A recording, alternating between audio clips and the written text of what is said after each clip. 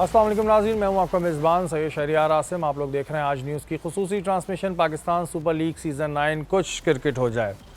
आज PSL का final match है, मुल्तान सुल्तान और इस्लामाबाद के दरमियान जारी है।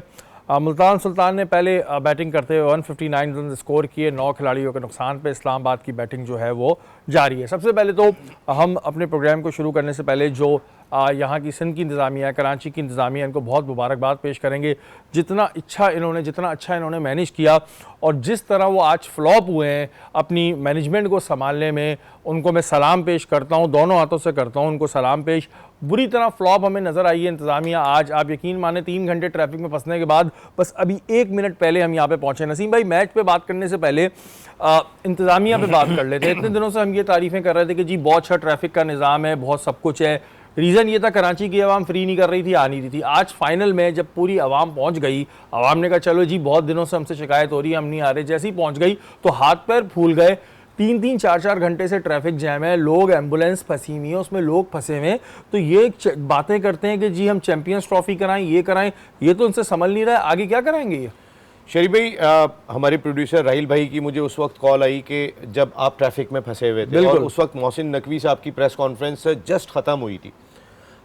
एक तो वफाकी वज़ीर दाखिला भी हैं, मुशीर दाखिला भी हैं, तो हो सकता है कि सारी इंतज़ामिया वो आ रहे थे, तो फिर एक इस सिलसिले में भी। और हमारा हमने ये शायद सोचा ही नहीं था कि क्राउड ही नहीं आएगा, क्राउड आ ही नहीं रहा है, हम ये सोच के बैठ गए थे। और इस वजह से इनसे मिसमैनेजमेंट जो दिखाई दी कि जब एकदम से लोग आ गए जो इसको वो एक्सपेक्ट ही नहीं कर रहे थे। भाई आपको एक्सपेक्ट करना चाहिए, आपको प्लान A, B, C के साथ होना चाहिए। आज जिस तरीके से लोग फंसे हुए थे, वो सूरत हाल ऐसी थी कि अच्छा, जहाँ पार्किंग में गाड़ियाँ खड़ी होती थी, मेरी गाड़ी अंदर ही खड़ी होती थी, आज आप जिस जगह पे देखें अंदर गाड़ियाँ ही गाड़ियाँ खड़ी हुई थी। आप इतने स्टिकर्स दिए गए थे, आप समझे कि मैं तकरीबन स्टेडियम के गेट से स्टेडियम के अंदर जो दाखिल हुआ, मुझे आधा घंटा लगा है अंदर दाखिल होने में। ट्रैफिक पुलिस एहलकार खड़े हुए, वो आगे बता नहीं रहे कि भाई आगे रोड बंद है, वो मजे से खड़े हुए। जब ट्रैफिक में आप फंस जाए, बिल्कुल ना इधर के रहे इधर के रहे, तो बस फंस के रह गए। और एक मज़ेदार चीज़ मैं आपको बताऊँ, जिस ट्रैफिक में आप फंसे हुए थे वहीं से मैं स्टेडियम से निकल के एक यू टर्न है जिसको लेके हम वापस यहाँ से निकलते हुए चले जाते हैं। स्टेडियम के सामने से ही हम आगे आगा खान के सामने से होते हुए निकलते हैं। मैं उस यू टर्न पे पहुँच के गाड़ी लेके, मेरे पास VVIP स्टिकर है जहाँ मैं गाड़ी अंदर खड़ी करता हूँ, मेरे पास एक्रेडिशन है, हर चीज़ मौजूद थी। मैं वहाँ लोगों को दिखा रहा हूँ, मैं कि भाई मैं यहाँ ड्यूटी अंजाम दे रहा हूँ, ये इन्हीं लोगों ने मुझे दिया है। तो वहाँ खड़े हुए जो साहब थे, उनका नाम मेरे जहन से निकल गया, DSP साहब लग रहे थे, उन्होंने कहा कि मेरी आप जो है वो PCB के सिक्योरिटी हुकाम से बात करा दें। मैंने कहा भाई ये PCB की सिक्योरिटी ने मुझे इशू किया है, ये 22 एजेंसियों से गुजर के मेरा एक्रेडिशन कार्ड बना है, ये स्टिकर मुझे बिला वजह तो नहीं दिया गया। मैंने कहा मेरे होस्ट, ये जो आपका रश फंसा हुआ है ना, इसमें फंसे हुए, वो यहाँ से नहीं निकल पा रहे और मुझे भी आप यहाँ से निकलने की इजाज़त दे रहे हैं। तो मैं पूरा डालमिया मिलीनियम से घूम के शारा फैसल से चक्कर लगा के आया हूँ, मैं जिसके पास एक्रेडिशन भी था। एक्रेडिशन वो कि जो प्रॉपर जर्नलिस्ट का होता है, मेरे पास वो कार्ड भी, वो स्टिकर भी था गाड़ी का जो स्टेडियम के अंदर जाने का होता है, मुझे भी अलाउ नहीं किया। यही तो चीज़ें हैं जी, आप लोग अपनी पहले ना चीज़ों को सही करें फिर कोई काम किया करें। इतनी फ्लॉप मैनेजमेंट आज देखने को मिली है ना। और अगर मोहसिन नकवी साहब आ रहे हैं, बिल्कुल हमारे लिए काबिल एहतराम है, लेकिन इसका मतलब ये नहीं है कि आवाम भेड़ बकरी है। अब कोई भेड़ बकरियाँ नहीं रहे हम लोग के हम जो है फंसे रहें और इंतज़ार करते रहें। तो अगर आइंदा कोई आपने और चैंपियन ट्रॉफी या दूसरी चीज़ें करानी ना, तो अपने मामला सही कर लें, वरना हुकूमत से इनसे दरखास्त करूंगा छुट्टी दे दिया करें जी, कर्फ्यू लगा दिया करें, लॉकडाउन कर दिया करें और मैच करा लिया करें, वरना नहीं कराया करें आप लोग। चलें जी मैच की तरफ आते हैं। नसीम भाई, इमाद वसीम आज के भी हीरो, 4 ओवर 23 रन 5 विकेटें और 159 स्कोर को कैसे देख रहे हैं आप? स्कोर देखिए, ये फाइनल है, फाइनल का अपना प्रेशर होता है। 1987 का जो 83 का फाइनल हुआ था, उसमें इंडियन टीम ने सिर्फ 180 प्लस कुछ रन किए थे और वेस्ट इंडीज फर्म फेवरेट थी। विविन रिचर्ड्स बहुत फॉर्म में थे, क्लाइव लाइट बहुत फॉर्म में थे, लेकिन वो रन नहीं बने थे बिकॉज वो फाइनल था। उसमें कपिल देव साहब ने एक बड़ा ज़बरदस्त कैच लिया था। तो रन्स जितने, ये मैं इसको कम भी नहीं कहूँगा, मैं इसको ज़्यादा भी नहीं कहूँगा, लेकिन आज जो गलतियाँ रिजवान ने की हैं वो मेरे लिए बड़ी सरप्राइजिंग है। देखिए, कल भी हमने बात की थी कि उस्मान को आप टॉप ऑर्डर पर लेकर जाएं। उस्मान आपका मेन बैटर है जिसने 2 सेंचुरियां इस PSL 9 में स्कोर आज भी 57 स्कोर, आज भी 57 है। आज उन्होंने, आपने चले ओपनर नहीं भेजा, आपने वन डाउन भी नहीं भेजा, आपने वहां पे डेविड विली को भेज दिया।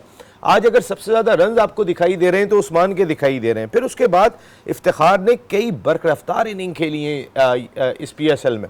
इफ्तिखार आपको दिखाई नहीं दिया। उनसे पहले उसामा मीर बैटिंग के लिए जा रहे हैं, उनसे पहले out of form Khushdil Shah batting के लिए जा रहे हैं। तो रिजवान आज मेरी समझ में नहीं आया कि किस तरीके के फैसले करते हुए दिखाई दिए। आज उनकी कैप्टनशिप पे बहुत ज़्यादा सवालिया निशान है। जहाँ तक आपने अम्माद की बात की, तो मैं बेटियों की दुआएं वाकई बहुत लगती हैं। तो समझ में आ रहा है कि वो तीसरे मैच के ऐसा लग रहा है कि अगर आज इस्लामाबाद जीतती है तो मैन ऑफ द मैच होंगे। 23 फॉर 5 कमाल की बॉलिंग उनकी थी। शादाब की वेरी वेल बोल्ड 32 फॉर 3। इनकी बॉलिंग आज बड़ी कॉम्पैक्ट दिखाई दी। अगर टाइमल मिल्स की बात करूं, उन्होंने भी सिर्फ 6 की औसत से रन दिए हैं 24।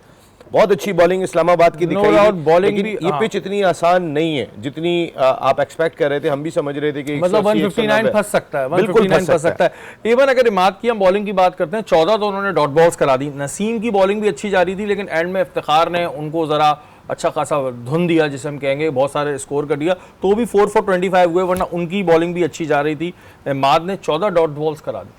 बिल्कुल जी, इमाद वसीम जिस फॉर्म में जा रहे हैं और उनका कॉन्फिडेंस इतना अच्छा होता जा रहा है, तो वो उस चीज़ को इम्प्लीमेंट भी करते जा रहे हैं। उन्होंने अपनी कंसिस्टेंसी को शो किया है। एक मैच में अच्छा किया, दूसरे में और अच्छा किया, तीसरे में आउट क्लास किया, 5 आउट किए। तो ये बहुत अच्छा उनका चैंपियन कमबैक है। और जिस तरह से वो रीड करके आए थे रिजवान को, और अपने फर्स्ट ओवर में बेशक उनके थोड़े से रन आ गए, लेकिन जो विकेट्स ली वहाँ से उन्होंने वो मैच को टर्न कर दिया। मुझे ऐसा लगता है कि जो ट्रैफिक का केओस आज बाहर था, वो मुल्तान के डगआउट में भी था। फुल पैनिक सिचुएशन हो गई थी उनकी।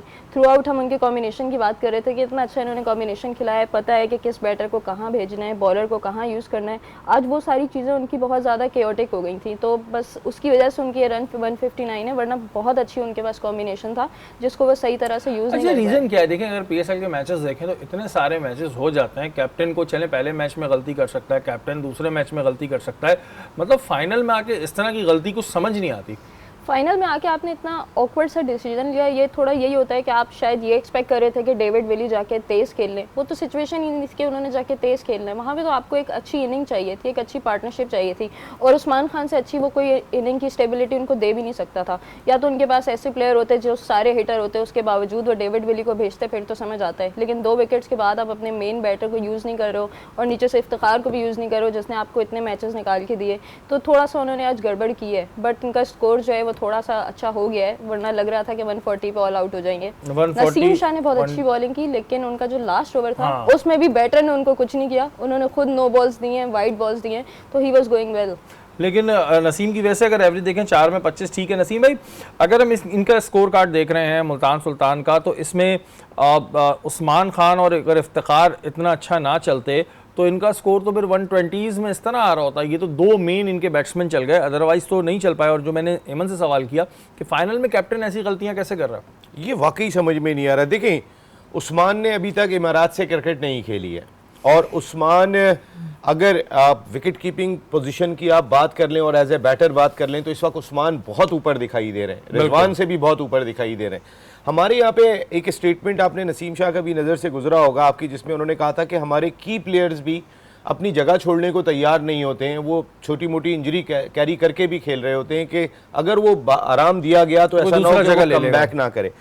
रिजवान को इस चीज़ से नहीं डरना चाहिए। वो पिछले 3 फाइनल खेल चुके हैं, जिनमें से 1 जीते हैं। अगर वो ये वाले 2 हार चुके हैं पिछले, उन्हें इस फाइनल को जीतने की जानिब जाना चाहिए था। इस गर्ज से हटके ऐसा लगता है कि जैसे अम्माद को शादाब पहले प्रॉपर चांस नहीं दे रहे थे, उनको अपनी जगह का खतरा था। ऐसे ही लगता है उस्मान तो अलग ही कह रहे हैं कि मैंने अभी क्लियर ही नहीं है कि और पीसीबी भी कुछ ऐसा खास इंटरेस्टेड नजर नहीं आ रहा है। लेकिन ये जो आज मुल्तान सुल्तान से गलतियां हुई हैं, हो सकता है ये टाइटल इनके हाथ से इन गलतियों की वजह चले जाए। यहाँ वक्त एक ब्रेक का, ब्रेक के बाद हाजिर होता हूँ।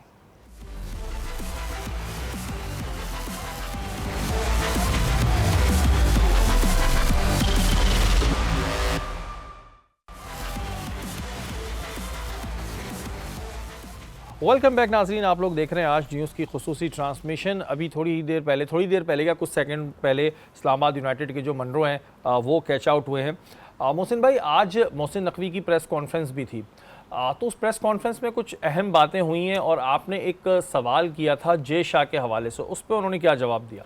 देखिए, मैंने उनसे ये कहा था कि जब चैम्पियन एशिया कप से पहले जय शाह साहब का एक स्टेटमेंट सामने आ गया कि उन्होंने कहा कि इंडियन टीम पाकिस्तान नहीं जाएगी, और उसके बाद इंडियन टीम पाकिस्तान नहीं आई।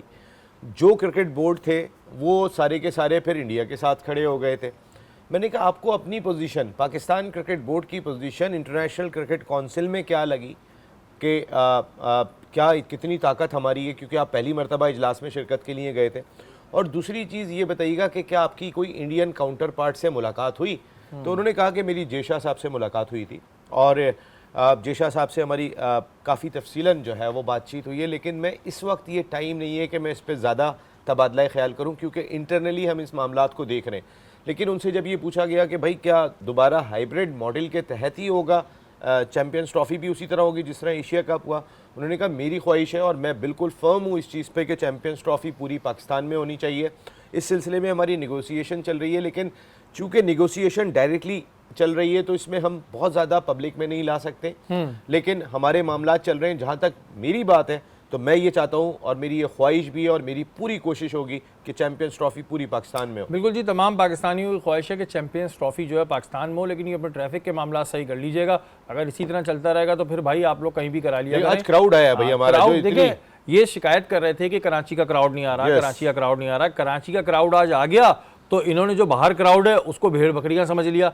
इतना डीजल खर्च हो गया हमारा, हम क्या क्या बताएं। अच्छा नसीम भाई, कोचेस के हवाले से कोई बात हुई? क्योंकि कभी सुन रहे हैं कि शेन वॉटसन ने मना कर दिया, फिर डैरन समी ने मना कर दिया, अभी एक और नाम भी आ रहा है, तो कुछ उन्होंने कोचेस के हवाले से बताया आपको?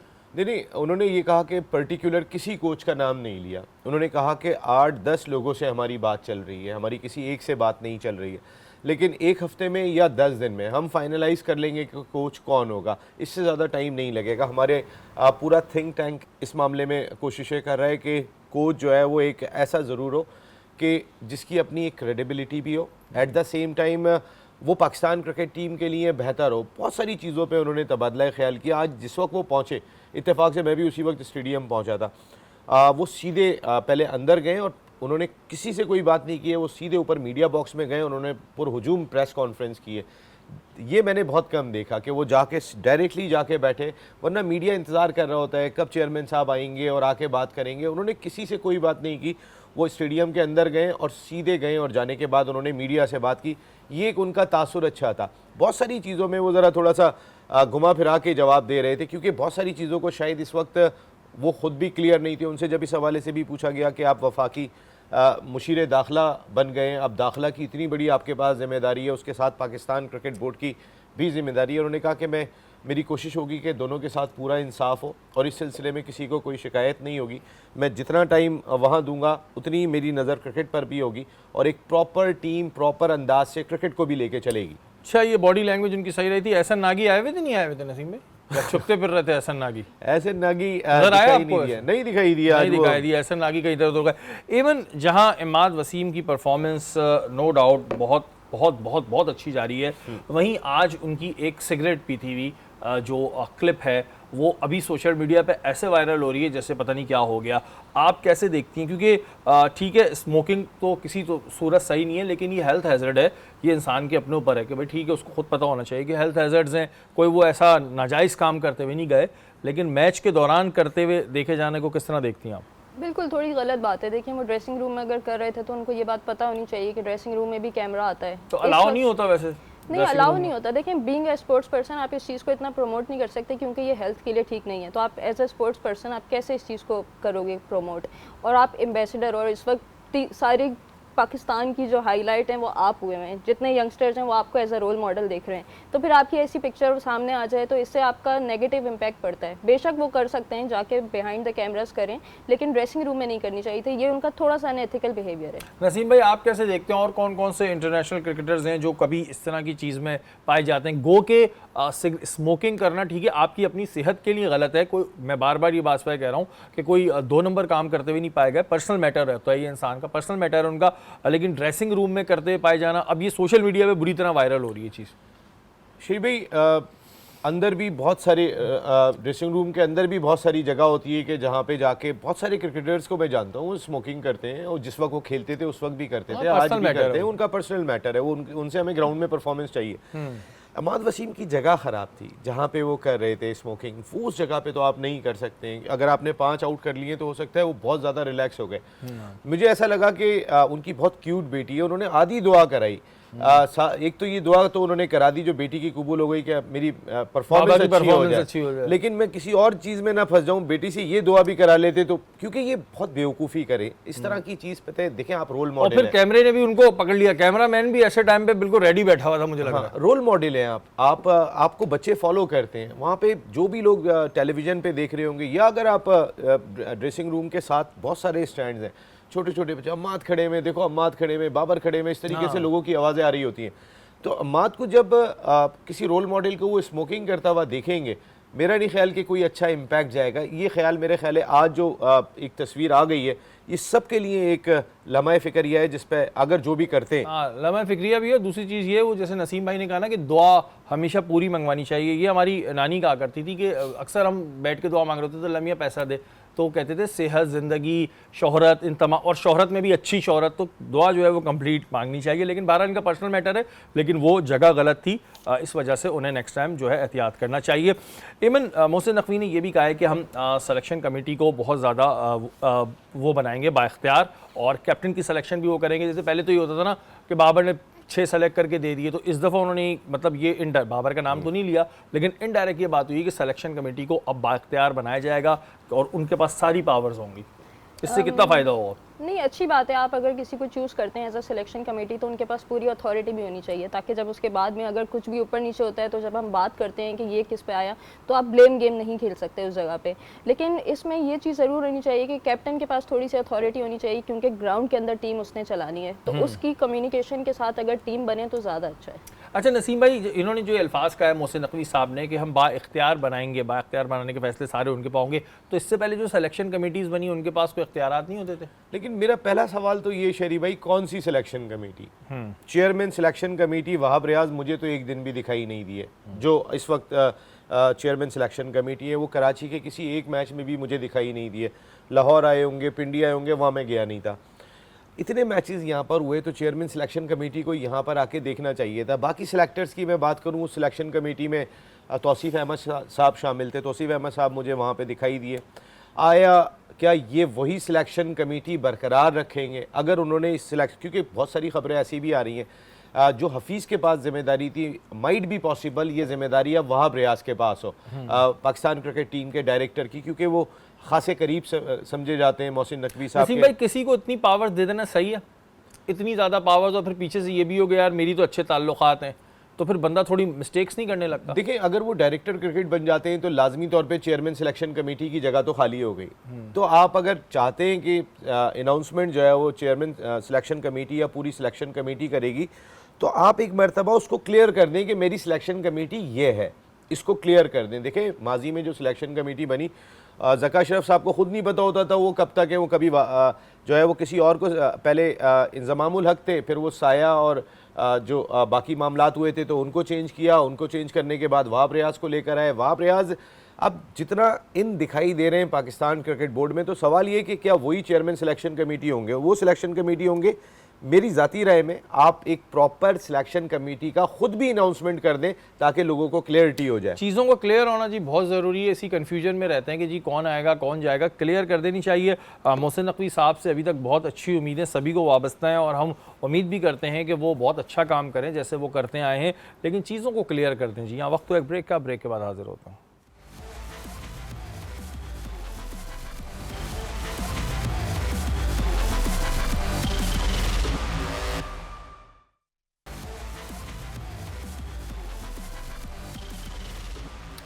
वेलकम बैक नाजरीन, आप लोग देख रहे हैं आज न्यूज़ की खुसूसी transmission. Pakistan Super League season 9 का आज फाइनल है, और अभी तक अगर हम देखें पावर प्ले में जो इस्लामाबाद यूनाइटेड है उन्होंने 46 for 2, इमन 46 for 2 पावर प्ले में कैसे देखती हैं? वन साइडेड मैच है, फंस जाएगा? नहीं, फाइनल है और वन साइडेड तो बिल्कुल नहीं है, क्योंकि जो स्कोर है फाइनल के हिसाब से आई थिंक अच्छा है। बहुत अच्छा नहीं है लेकिन अच्छा है, क्योंकि अब इनके मेन प्लेयर कोलिन मनरो भी आउट हो चुके हैं और राव सलमान भी आउट हो गए हैं, तो इस वक्त इनको एक विकेट लेने की ज़रूरत है और इनकी टीम में थोड़ा सा पैनिक आ जाएगा, क्योंकि नीचे इनके पास आज़म खान है, ऑब्वियसली वो हिटर हैं और थोड़ी विकेट डिफ़िकल्ट है। अभी उसामा मीर ने बॉलिंग करने आना है, तो वहाँ पर स्पिन के आने के बाद हम थोड़ा डिसाइड कर सकेंगे। पावर प्ले में 46 रन आर गुड, लेकिन थोड़ा सा मुश्किल होगा इनके लिए, मुश्किल होगा इनके लिए। नसीम भाई, आप क्या कहते हैं जी, अभी तक की पोजीशन क्या है? उसामा मीर से कितनी आज तवक्कात हैं? क्योंकि अमूमन हम जिनसे तवक्कात लगाते हैं वो कभी ना कभी दिल तोड़ देते हैं और ख़ास तौर पे बड़े मैचेस में तोड़ देते हैं। देखिए अब तक उसामा मीर को यूज़ नहीं किया है रिजवान ने, अपने ट्रम्प कार्ड को जो है वो रोक के रखा हुआ है। अब तक उन्होंने बाकी बॉलर से बॉलिंग कराई है, खुशदिल शाह से उन्होंने जो है वो 3 ओवर निकलवा दिए जिसमें उन्होंने 17 रन देकर 2 आउट किए, तो वो जो उन्होंने कोशिश की थी उसमें वो खासी हद तक कामयाब हो गए। तो अब तक आए नहीं है उसामा मीर, तो उनका भी इंतज़ार है वो कैसी बॉलिंग करते हैं। देखिए ज़रूरी नहीं होता हर दिन कोई एक बॉलर बहुत अच्छी बॉलिंग कर रहा हो तो वो हर दिन बॉलिंग करेगा, कोई भी दिन उसका ख़राब बुरा हो सकता है बिल्कुल। तो तो अल्लाह आज करे फाइनल ना हो उसका बुरा। हाँ, उसामा मीर जो है वो कुछ भी हो सकता है इस क्रिकेट के अंदर, लेकिन इनकी जितनी बैटिंग में डेप्थ दिखाई दे रही है, इस्लामाबाद यूनाइटेड अगर कोई टीम टारगेट चेस करने के लिहाज से सबसे ज़्यादा सॉलिड है तो वो इस्लामाबाद यूनाइटेड। इसकी वजह ये कि 9 नंबर तक उनकी बैटिंग दिखाई दे रही है।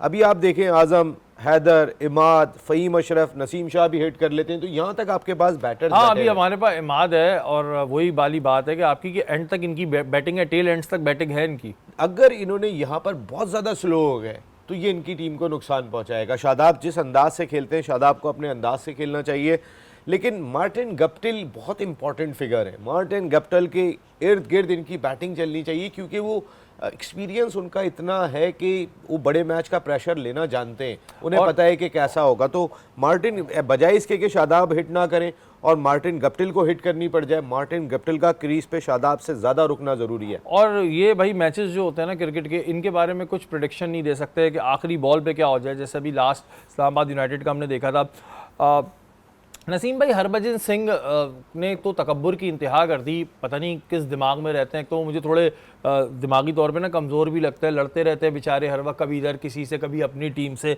उन्होंने अपने जो उनका सर्कस है IPL सर्कस, जो मिचेल स्टार ने कहा था, मैंने तो नहीं कहा, IPL सर्कस में किसी ने इनसे कहा कि भाई हम चाहते हैं कि पाकिस्तानी क्रिकेटर्स भी इसका हिस्सा बने, खेलते हुए हम देखना चाहते हैं। किसी ने अपनी ख्वाहिश जाहिर की तो कहने लगे ख्वाब देखना बंद करो, जागो जागो। तो ये हरभजन सिंह की ये नफ़रत और ये फिर बातें करते हैं कि जी आप लोग नफ़रत करते हैं, यहाँ तासुब की और नफ़रत की तो बू यहाँ से आ रही है। अपने IPL सर्कस के लिए कह रहे हैं पाकिस्तानी क्रिकेटर नहीं आते। भाई लास्ट मुझे बता दें किसी पाकिस्तानी प्लेयर ने इस ख्वाहिश का इजहार किया हो कि मैंने IPL खेलनी है। हाँ, पर आखिरी दफ़ा मेरे ख्याल है अगर किसी तो ने उनसे इंटरेस्टेड ही पूछा नहीं है। तो बहुत सारे लोगों ने सिर्फ इसलिए बात कही कि इंडिया पाकिस्तान क्रिकेटिंग टाइज बहाल होनी चाहिए, इतने लोग देखना चाहते हैं। IPL की ख्वाहिश का इजहार किसी ने भी नहीं किया। तो किसी पाकिस्तानी शाइख ने, किसी बेचारे ने कर दिया इजहार उसको, तो ट्विटर पे हरभजन को तो उसने ये लिख दिया। सरदार साहब को कम से कम उस बच्चे को तो जवाब देने की जरूरत नहीं है। अगर किसी बड़े ने ये बात की और होती, शाइख तो कुछ भी कह सकते हैं ना, मोहब्बत में कहा उसने। मेरा नहीं अब ख्याल मैं कि- बोलूं यार नसीम भाई, मैं आपके घर मोहब्बत में यार किसी दिन चाय पीने आना चाहता हूँ, आप उस पर नहीं पिलाएं वो अलग बात है, लेकिन आपको ऐसा जवाब भी ना दे कि बुरा लग जाए। देखिए आजकल सोशल मीडिया में हर कोई बस सामने रहना चाहता है। हरभजन सिंह को जरा मेरे ख्याल है इस चीज की बीमारी, लफंगापन कर रहे थे हरभजन। हाँ, थोड़ी सी बीमारी ज्यादा आ गई है, ये वो हर चीज के अंदर बीच में बोल रहे होते हैं। तो मेरा नहीं ख्याल कि भाई आपसे हरभजन सिंह जी किसी ने ख्वाहिश का इजहार किया है, किसी पाकिस्तानी क्रिकेटर ने कहा, एक फैन ने कह दिया, आपके इंडिया का फैन भी कह सकता है। और मैं आज आपको एक बात बताऊं, ये मैं इंडिया के टॉप जर्नलिस्ट का, मैं ना भी नाम कोड नहीं कर रहा हूँ, ये उनके अल्फाज हैं कि जो पहला IPL हुआ था ऐसा कोई IPL ही नहीं हुआ जिसमें पाकिस्तानी प्लेयर्स थे, क्योंकि इंडिया पाकिस्तान एक कशिश का नाम है आपस में। हमारे प्लेयर से इनकी क्रिकेट चलती है ना, फिर जब हमारे प्लेयर जाएंगे तो बात ही कुछ और होती है, लेकिन हमारा मूड नहीं है अभी इनकी IPL खेलने लेकिन का। अब पहले सीजन के अंदर शुएब अख्तर एक्शन में दिखाई दिए, कोलकाता नाइट राइडर्स। शाहरुख खान कैसे उनको पपियां मारते थे। हाँ, अब आप देखें किस तरीके से वो जो है ना वो शाहरुख खान को ही गोद में उठा लेते थे, ये तो सूरत हाल थी। उन्होंने पूरी कोलकाता नाइट राइडर को उठा लिया था।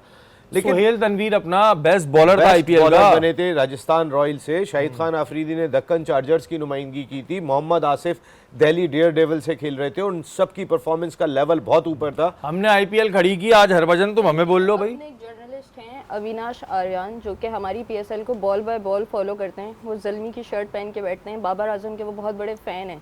तो जब उनके जर्नलिस्ट इतना फॉलो कर रहे हैं, और इस दफ़ा जब हमने PSL की व्यूवरशिप देखी थी तो इंडिया से बहुत ज़्यादा थी, तो ये एक हेट्रेड फैला रहे हैं Harbhajan Singh. Being a sports person उनको ऐसी बातें नहीं करनी चाहिए, क्योंकि हम बहुत सारी पॉजिटिव साइड भी देखते हैं इंडिया की तरफ से। जब हमारे प्लेयर्स कुछ करते हैं तो उनके रविचंद्र अश्विन हमेशा ट्वीट करते हैं। सुनील गावस्कर से पूछा था कि who was your favourite player, he said Zaheer Abbas is my favourite player, मेरा बहुत अच्छा दोस्त भी है। और अभी की बात करें तो Babar Azam is my favourite player. तो ऐसी बात नहीं है जैसी हरभजन सिंह या गौतम गंभीर या सुरेश रैना पाकिस्तान के अगेंस्ट करते हैं। हाँ, और ये एमन तो बहुत तमीज से मैं आपको वो जवाब दे रही जर्नलिस्ट हूँ, है। शरीफ एमन बहुत तमीज से जवाब दे रही हैं। हम आपको दूसरे तरीके से जवाब देना जानते हैं, क्योंकि आप जैसे जो लोग होते हैं ना हरभजन, उनका इलाज करना हम बहुत अच्छे से जानते हैं। शरीफ मैं जी। उन 2 जर्नलिस्ट में से एक हूँ जिसने इंडियन प्रीमियर लीग कवर की है। 2 ही हम जर्नलिस्ट थे कि जो कवर करने के लिए गए थे, और मैंने वो इंडियन प्रीमियर लीग का माहौल देखा था। आप यकीन माने, जो कदर मैं शुएब अख्तर से मिलने के लिए गया, शुएब अख्तर दिल्ली के होटल में बैठे हुए थे, वहाँ उनके साथ बैठे हुए थे अजीत अगरकार, आशीष नेहरा, डेविड हसी उस वक्त कोलकाता नाइट राइडर से खेल रहे थे। आप यकीन माने, इन सबको, इनके अपने नेहरा, इनके अपने ये सारे साइड में बैठे हुए थे, और शुएब अख्तर से तस्वीर बनवाने के लिए लाइन लगी हुई थी लोगों की। हमारे स्टार्स वहाँ पे छाए हुए हैं, और शादाब भी आउट हो गए जी। ये भी अभी खबर आई है ऊपर से कि शादाब आउट हो गए। पर अभी जो PSL का जो भी इसका फाइनल होगा, इसको हम डिस्कस थोड़ा सा और करेंगे, क्योंकि आज जो हमारी सहरी की ट्रांसमिशन है बाराने रहमत, उसमें जो आज हमारे गेस्ट हैं वो नसीम भाई हैं और एमन हैं, तो हम उसको भी यहाँ डिस्कस करेंगे। अगर हम पूरे PSL की बात करते हैं तो नसीम भाई, कैसा रहा PSL का सफ़र? सबसे पहले तो मैं अपनी पूरी मैनेजमेंट का शुक्रिया अदा करूँगा। हमारी टीम में जितने भी लोग हैं, कैमरामैन्स हैं, उसके अलावा मेकअप स्टाफ है, सेंसर पॉलिसी वाले हैं, जितने भी लोग हैं उन सबका शुक्रिया अदा कि उन्होंने इस ट्रांसमिशन को कामयाब बनाया। नसीम भाई, कैसा रहा आपका एक्सपीरियंस? बहुत ज़बरदस्त रहा, बहुत ही मज़ेदार रहा। जिस तरीके से एशिया कप का रहा, जिस तरीके से वर्ल्ड कप का रहा, थैंक यू वेरी मच। आज न्यूज़ की पूरी मैनेजमेंट का बहुत शुक्रिया, हमारे प्रोड्यूसर राहिल सलीम भाई का बहुत शुक्रिया, और ख़ासकर जिस मज़ेदार अंदाज से आप प्रोग्राम को करते हैं उसका बहुत मज़ा आता है, क्योंकि आप बनावटी अंदाज से बातें नहीं करते हैं, आप बहुत ही नॉर्मल, और जो होना चाहिए, जो दिल में होता है वो आपकी ज़ुबान पे होता है, तो हमारी भी ऑटोमेटिकली जो दिल में होता है वो ज़ुबान पे आ जाता है। बहुत ही मज़ा आया आज न्यूज़ के साथ काम करने का। Thank you very much once again कि आपने हमें मौका दिया, एंड बहुत सारी दुआएं आपके लिए। एमन, आपका तो पहला एक्सपीरियंस था, कैसा रहा एक्सपीरियंस आपका? बहुत ज़्यादा आउटस्टैंडिंग मेरा एक्सपीरियंस रहा। आज न्यूज़ के साथ मुझे बहुत मज़ा आया। आप सब, पूरी टीम आप लोगों की बहुत हेल्पफुल है, और जैसे नसीम भाई ने कहा कि मैं उसको ईजी लफ्ज़ों में कह देती हूँ कि आप बहुत स्ट्रेट फॉरवर्ड हैं, तो बड़ा मज़ा आता है आपकी इस तरह की होस्टिंग देख के। तो thanks to all the team from Aaj news. Naseem भाई के साथ तो अवामी होस्ट हैं आप, ये बता दूं, मज़ेदार वाले। नसीम भाई के साथ तो चलें जी। हमारा तीसरा, ये मेरा तीसरा वो है सीज़न है, क्योंकि इससे पहले एशिया कप, फिर वर्ल्ड कप, और अब ये PSL, और आइंदा भी इंशाल्लाह रहेगा। एमन के साथ पहला एक्सपीरियंस था, बहुत अच्छा एमन ने जो है वो किया है परफॉर्म, और हम चाहते हैं इनके लिए बहुत सारी दुआएं कि पाकिस्तान टीम में खेलती रहें इंशाल्लाह। और मोहसिन नकवी साहब पाकिस्तान टीम का कैप्टन भी बना दें। क्या जा रहा है आपका? मोहसिन नकवी साहब क्या जा रहा है बनाने? लिए अच्छी खबर है।